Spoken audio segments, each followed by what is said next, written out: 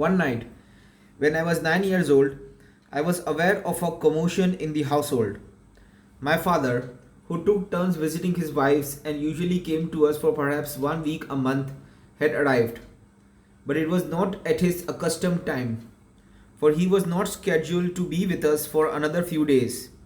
I found him in my mother's hut, lying on his back on the floor, in the midst of what seemed like an endless fit of coughing.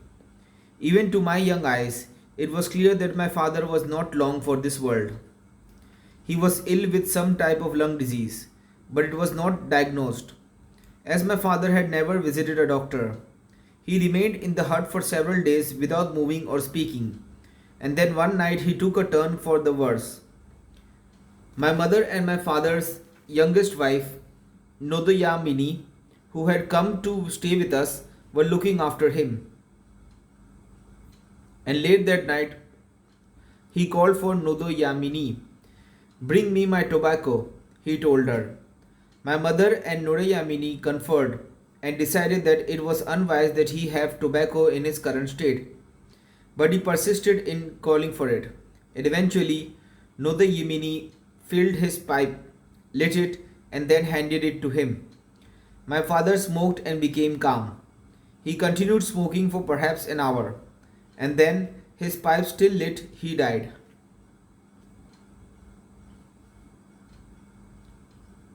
I do not remember experiencing great grief so much as feeling cut adrift. Although my mother was the center of my existence, I defined myself through my father. My father's passing changed my whole life in a way that I did not suspect at the time. After a brief period of mourning, my mother informed me that I would be leaving Kunu. I did not ask her why or where I was going. I packed the few things that I possessed, and early one morning we set out on a journey westward to my new residence. I mourned less for my father than for the world I was leaving behind. Kunu was all that I knew, and I loved it in the unconditional way that a child loves his first home. Before we disappeared behind the hills, I turned and looked for what I imagined was the last time at my village. I could see the simple huts and the people going about their chores, the stream where I had splashed and played with the other boys, the maize fields and green pastures where the herds and flocks were lazily grazing. I imagined my friends out hunting for small birds, drinking the sweet milk from the cow's udder, cavorting in the pond at the end of the stream. Above all else, my eyes rested on the three simple huts where I had enjoyed my mother's love and protection. It was these three huts that I associated with all my happiness, with life itself, and I rued the fact that I had not kissed each of them before I left. I could not imagine that the future I was walking towards could compare in any way with the past that I was leaving behind. We traveled by foot and in silence until the sun was sinking slowly towards the horizon. But the silence of the heart between mother and child is not a lonely one. My mother and I never talked very much, but we did not need to. I never doubted her love or questioned her support. It was an exhausting journey, along rocky dirt roads, up and down hills, past numerous villages. But we did not pause. Late in the afternoon, at the bottom of a shallow valley surrounded by trees, we came upon a village at the center of which was a large and gracious home that so far exceeded anything that I had ever seen that all I could do was marvel at it. The buildings consisted of two rectangular houses and seven stately rondelets, superior huts, all washed in white lime, dazzling even in the light of the setting sun. There was a large front garden and a maize field bordered by rounded peach trees, an even more spacious garden spread out behind it, which boasted apple trees, a vegetable garden, a strip of flowers, and a patch of wattles. Nearby was a white stucco church. In the shade of two gum trees that graced the doorway of the front of the main house sat a group of about 20 tribal elders. Encircling the property, contentedly grazing on the rich land, was a herd of at least 50 cattle and perhaps 500 sheep. Everything was beautifully tended, and it was a vision of wealth and order beyond my imagination. This was the great place Qazvini, the provisional capital of Thembuland, the royal residence of Chief Joging Taba Dalindyebo, acting regent of the Thembu people. As I contemplated all this grandeur, an enormous motor car rumbled through the western gate, and the men sitting in the shade immediately doffed their hats and then jumped to their feet, shouting, Bayate Aa Jogintaba, Hail Jogintaba, the traditional salute of the Zuzas for their chief. Out of the motor car, I learned later that this majestic vehicle was a Ford V8, stepped a short, thick-set man wearing a smart suit. I could see that he had the confidence and bearing of a man who was used to the exercise of authority. His name suited him, for Jogintaba literally means one who looks at the mountains. And he was a man with a sturdy presence upon whom all eyes gazed. He had a dark complexion and an intelligent face, and he casually shook hands with each of the men beneath the tree, men who, as I later discovered, comprised the highest Thembu court of justice. This was the regent who was to become my guardian and benefactor for the next decade. In that moment of beholding Jogintaba and his court, I felt like a sapling pulled root and branch from the earth and flung into the center of a stream whose strong current I could not resist. I felt a sense of awe mixed with bewilderment. Until then, I had no thoughts of anything but my own pleasures, no higher ambition than to eat well and become a champion stick fighter. I had no thought of money or class or fame or power. Suddenly, a new world opened before me. Children from poor homes often find themselves beguiled by a host of new temptations when suddenly confronted by great wealth. I was no exception. I felt many of my established beliefs and loyalties begin to ebb away. The slender foundation built by my parents began to shake. In that instant, I saw that life might hold more for me than being a champion stick fighter. I learned later that, in the wake of my father's death, Jogintaba had offered to become my guardian. He would treat me as he treated his other children, and I would have the same advantages as they. My mother had no choice. One did not turn down such an overture from the regent. She was satisfied that, although she would miss me, I would have a more advantageous upbringing in the regent's care than in her own. The regent had not forgotten that it was due to my father's intervention that he had become acting paramount chief. My mother remained in Mikhiskveni for a day or two before returning to Kunu. Our parting was without fuss. She offered no sermons, no words of wisdom, no kisses. I suspect she did not want me to feel bereft at her departure, and so was matter of fact.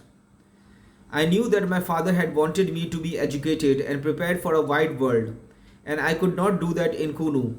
Her tender look was all the affection and support I needed, and as she departed, she turned to me and said, "Brace yourself, my boy. Children are often the least sentimental of creatures, especially if they are absorbed in some new pleasure."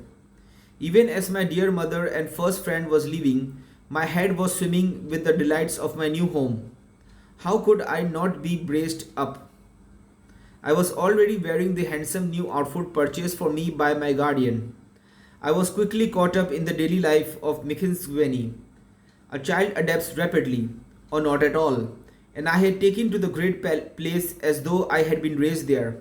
To me, it was a magical kingdom. Everything was delightful. The chores that were tedious in Kunu became an adventure in Mikhinsveni. When I was not in school, I was a plowboy, a wagon guide, a shepherd. I rode horses and shot birds with slingshots and found boys to joust with. And some nights, I danced the evening away to the beautiful singing and clapping of Thembu maidens. Although I missed Kunu and my mother, I was completely absorbed in my new world. I attended a one-room school next door to the palace and studied English, Zuza, history and geography. We read Chambers' English Reader and did our lessons on black slates. Our teachers, Mr. Fadana and later Mr. Gigwa, took a special interest in me. I did well in school not so much through cleverness as through doggedness.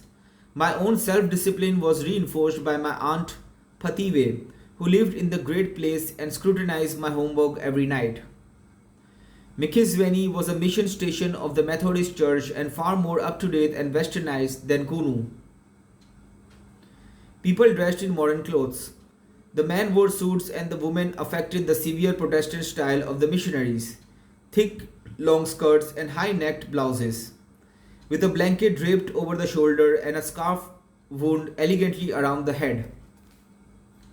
If the world of Mikisveni revolved around the regent, my smaller world revolved around his two children. Justice, the elder, was his only son and heir to the great place. Enomafu was the regent's daughter. I lived with them and was treated exactly as they were. We ate the same food, wore the same clothes, performed the same chores. We were later joined by Neko, the older brother to Sabata, the heir to the throne. The four of us formed a royal quartet. The regent and his wife, No England, brought me up as if I were their own child. They worried about me, guided me and punished me, all in a spirit of loving fairness. Joging Tawa was stern, but I never doubted his love. They called me by the pet name of Tutum Kulu, which means grandpa, because they said when I was very serious, I looked like an old man. Justice was 4 years older than me and became my first hero after my father. I looked up to him in every way. He was already at Clarkberry, a boarding school about 60 miles away.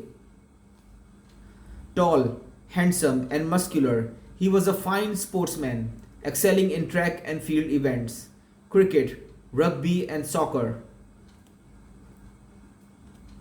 Cheerful and outgoing, he was a natural performer who enchanted audiences with his singing and transfixed them with his ballroom dancing. He had a bevy of female admirers, but also a coterie of critics, who considered him a dandy and a playboy. Justice and I became the best of friends, though we were opposites in many ways. He was extroverted, I was introverted. He was light-hearted, I was serious. Things came easily to him. I had to drill myself. To me, he was everything a young man should be and everything I longed to be. Though treated alike, our destinies were different. Justice would inherit one of the most powerful chieftainships of the Thembu tribe, while I would inherit whatever the regent in his generosity decided to give me. Every day I was in and out of the regent's house doing errands.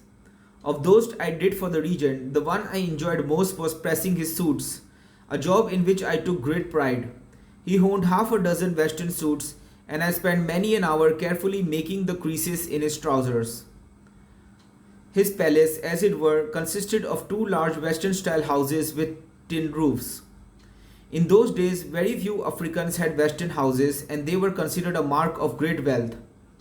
6 rondelets stood in a semicircle around the main house. They had wooden floorboards, something I had never seen before. The regent and the queen slept in the right-hand rondelet, the queen's sister in the center one, and the left-hand hut served as a pantry. Under the floor of the queen's sister hut was a beehive, and we would sometimes take up a floorboard or two and feast on its honey. Shortly after I moved to Mikisveni, the regent and his wife moved to the Zugande middle house, which ultimately became the great house. There were 3 small rendezvous near it, one for the regent's mother, one for visitors, and one shared by Justice and him and myself. The 2 principles that governed my life at Mikisveni were chieftaincy and the church. These 2 doctrines existed in uneasy harmony, although I did not then see them as antagonistic. For me, Christianity was not so much a system of beliefs as it was the powerful creed of a single man, Reverend Macchiolo. For me, his powerful presence embodied all that was alluring in Christianity. He was as popular and beloved as the regent, and the fact that he was the regent's superior in spiritual matters made a strong impression on me. But the church was as concerned with this world as the next. I saw that virtually all of the achievements of Africans seemed to have come about through the missionary work of the church. The mission schools trained the clerks, the interpreters, and the policemen, who at the time represented the height of African aspirations. Reverend Mattiolo was a stout man in his mid 50s, with a deep and potent voice that lent itself to both preaching and singing. When he preached at the simple church at the western end of Mikisveni, the hall was always brimming with people. The hall rang with the hosannas of the faithful, while the women knelt at his feet to beg for salvation.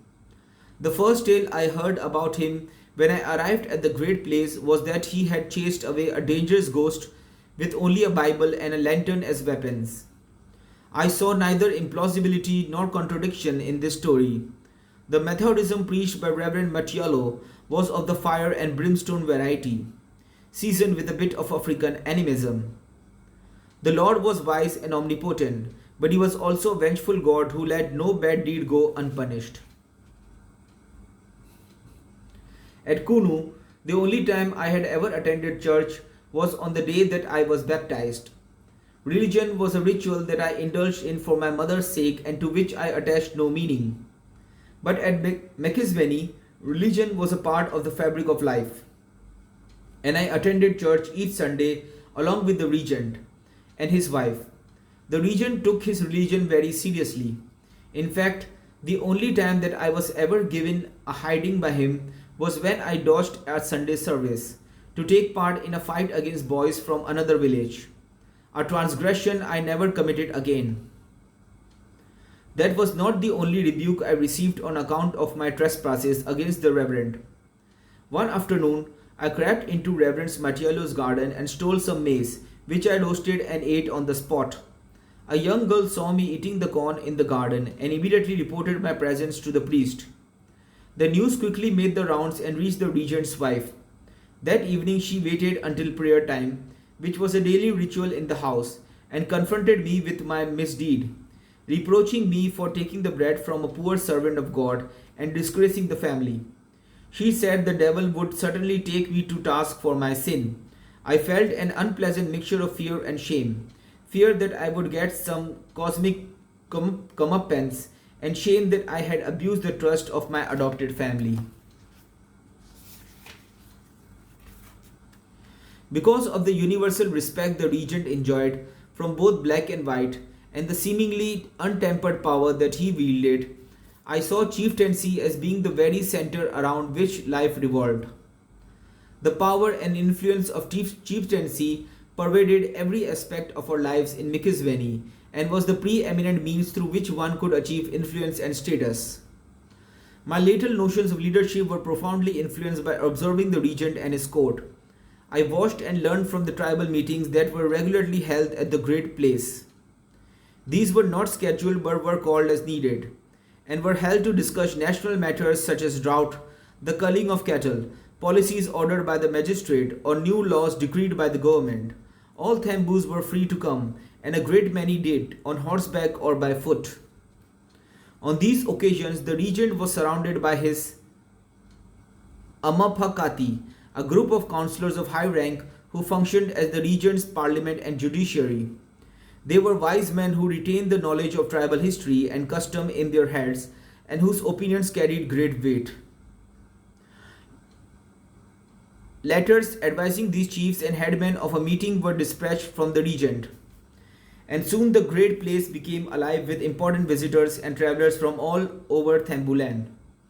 The guests would gather in the courtyard in front of the regent's house, and he would open the meeting by thanking everyone for coming and explaining why he had summoned them. From that point on, he would not utter another word until the meeting was nearing its end. Everyone who wanted to speak did so. It was democracy in its purest form. There may have been a hierarchy of importance among the speakers, but everyone was heard, chief and subject, warrior and medicine man, shopkeeper and farmer, landowner and laborer.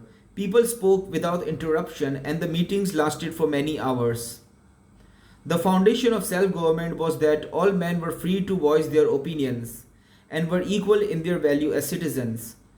Women, I am afraid, were deemed second-class citizens.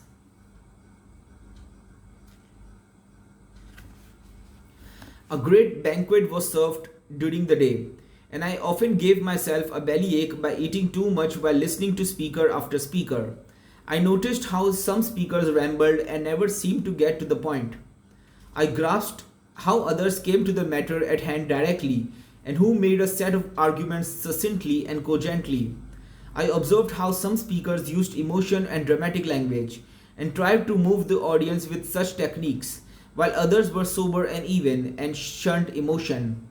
At first, I was astonished by the vehemence and candor with which people criticized the regent. He was not above criticism, in fact, he was often the principal target of it. But no matter how serious the charge, the regent simply listened, not defending himself, showing no emotion at all. The meetings would continue until some kind of consensus was reached. They ended in unanimity or not at all. Unanimity, however, might be an agreement to disagree, to wait for a more propitious time to propose a solution. Democracy meant all men were to be heard and a decision was taken together as a people. Majority rule was a foreign notion. A minority was not to be crushed by a majority. Only at the end of the meeting, as the sun was setting, would the regent speak. His purpose was to sum up what had been said and form some consensus among the diverse opinions. But no conclusion was forced on people who disagreed. If no agreement could be reached, another meeting would be held. At the very end of the council, a praise singer or poet would deliver a panegyric to the ancient kings and a mixture of compliments to and satire on the present chiefs. The audience, led by the regent, would roar with laughter. As a leader, I have always followed the principles I first saw demonstrated by the regent at the great place.